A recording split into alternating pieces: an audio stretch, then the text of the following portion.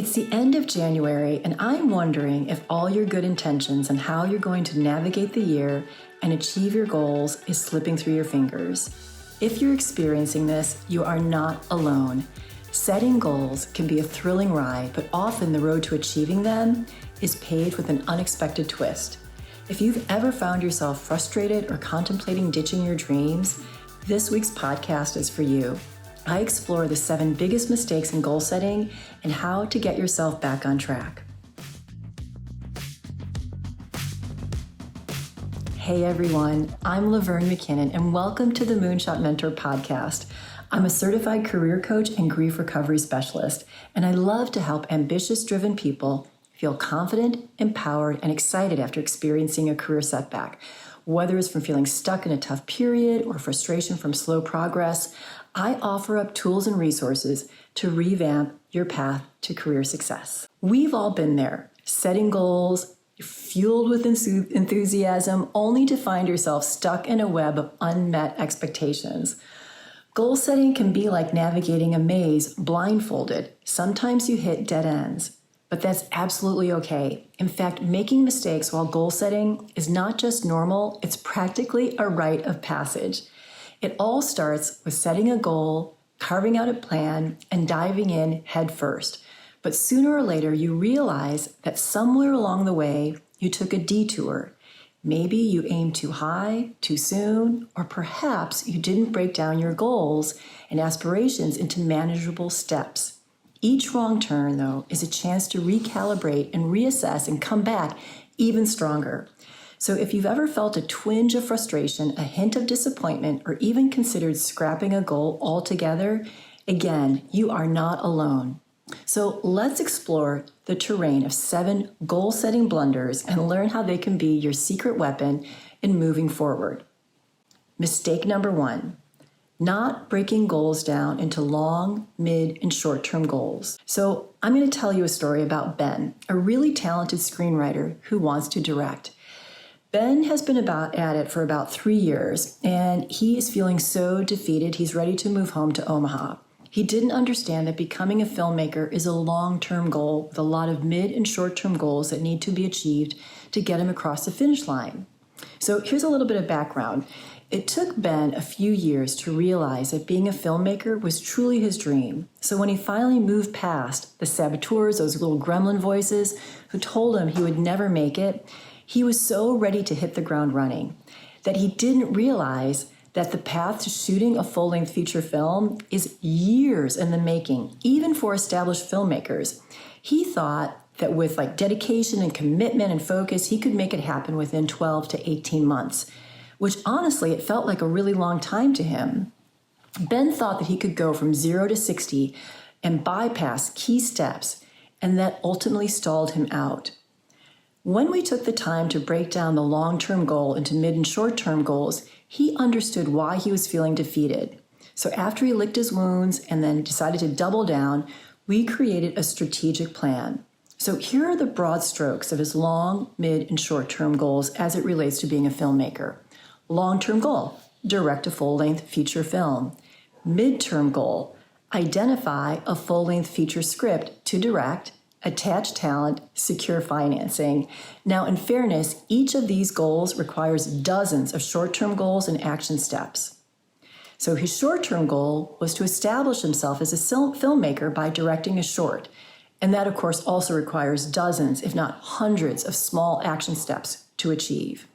Mistake 2, treating long-term or mid-term goals like short-term goals. So let's keep going with Ben. When Ben was initially pursuing his goal of directing a film, a feature-length film, he didn't consider the viability of the script he wanted to direct, nor how he would secure financing. His approach was all over the place. He was seeking out producers, he was looking for representation, he was raising funds on Kickstarter without having properly budgeted the movie. He just sort of ballparked it. And then he started taking these haphazard meetings with streamers to pitch the movie without truly understanding the machinations of film distribution. Here's an analogy.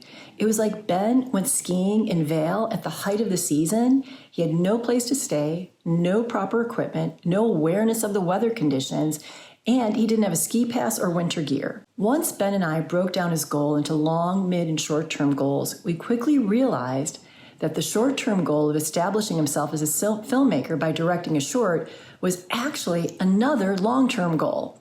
And his long-term goal of directing a full-length feature film was a moonshot. Okay, mistake 3, not breaking short-term goals into specific action steps with a deadline. One of the primary keys to achieving your short-term goals is to break them down into very small action steps, like teeny tiny, and attaching a deadline to them. I like to use the SMART method when outlining action steps. SMART stands for specific, measurable, attainable, relevant, and time-bound. So here are examples of bad action steps. Write a script, raise money, make a short. Action steps are literally the action you need to take to achieve the goal. So if we take the goal of writing a script, the action steps may look like calendar time to do research, set up brainstorming sessions with trusted colleagues, make a list of comparable movies that align with your idea or script, watch those movies and take notes on what works and what doesn't. Mistake 4, focusing on non-relevant goals or action steps for where you are in the process. Don't leapfrog or look to take shortcuts. In Ben's case, he lost about a week of his time in researching actors and actresses who might help with financing. He was thinking he could back into finding a great script for a specific actor. He ultimately realized the odds of matching the short film to the right actor who would be available and willing to star for short film money was highly, highly unlikely. Unless, of course, the actor was a childhood friend or a family member. Once Ben realized his mistake, he went back to the basics of finding an idea that he was creatively excited about. Mistake 5, not embracing a growth mindset. We all have so much to learn and infinite growth opportunities. Some of my clients, and I'm certainly guilty of this, believe that we know better than the experts and that we can recreate the real. It's important to remain curious, ask questions, and check our brilliant assumptions. Know the rules so when you can break them. Ben totally bristled at the idea of watching short films. He didn't think he had anything to learn, but he agreed to take that action step since what he had been doing wasn't working. And then after he watched 3 short films, he quickly saw patterns of what made those shorts pop. It had very little to do with production value and was about the ability of the director to create suspense and tension. It also became clear that from a production perspective and to manage budgets, the fewer the locations, the better. Mistake 6, not taking into account potential obstacles.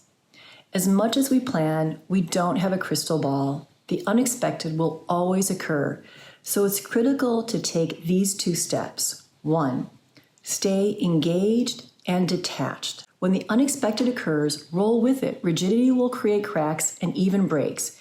Take a moment to thoughtfully consider what might come up. I ask my clients to look at their calendars and plan for doctor's appointments, holidays, and special occasions. Are there any other goals that might take priority, like having a day job to pay the bills while also making a short? Mistake 7, letting perfect be the enemy of good. Consistency is the most direct route to results. If you miss a deadline or have underestimated how long an action step will take, reevaluate and start up again. Ben did a great job of granting himself grace when he was in the process of watching short films. He got COVID and simply didn't have the mental capacity nor the physical ability to watch and take notes. It was an unexpected event and stopped him from keeping his perfect run of watching 2 films a day for 3 days in a row. Okay, here's the bottom line. This was a very brief and high-level overview of the ins and outs of goal-setting blunders that we all tripped over at some point. What's remarkable about Ben's journey is how he turned his stumbles into strategic steps by being open to trying new strategies. Long-term goals need midterm buddies, and they, in turn, have short-term play dates. And those play dates have SMART action steps, specific, measurable, attainable, relevant, and time-bound. Relevancy for Ben and for many people was one of the primary keys. Don't chase rabbits when you're in a turtle race. Remember that obstacles are proof that you're in the game. If you're able to be engaged and stay detached by focusing on process and not outcome, you'll be able to ride the obstacle roller coaster with more ease and achieve your goals. Now, I realize that this is a lot of information to digest. If you'd like support with auditing your goals, go to my website, moonshotmentor.com, to see how we might be able to work together. And I also provide journal questions at Moonshot Mentor on Substack to help you deepen your understanding about navigating your goals. Okay, that's it for today. Drop me a comment, let me know which mistake most resonates for you and how you plan to course correct. A very big thank you to Lynn Chen for the video and audio editing. You can find her on social at Ms. Lynn Chen. And if you enjoy what you hear, I would really appreciate if you could subscribe. It would help me achieve my moonshot of 5,000 subscribers. Thank you so much for tuning in, and I hope you come back next week. We're going to learn more about what it means to hug the bear.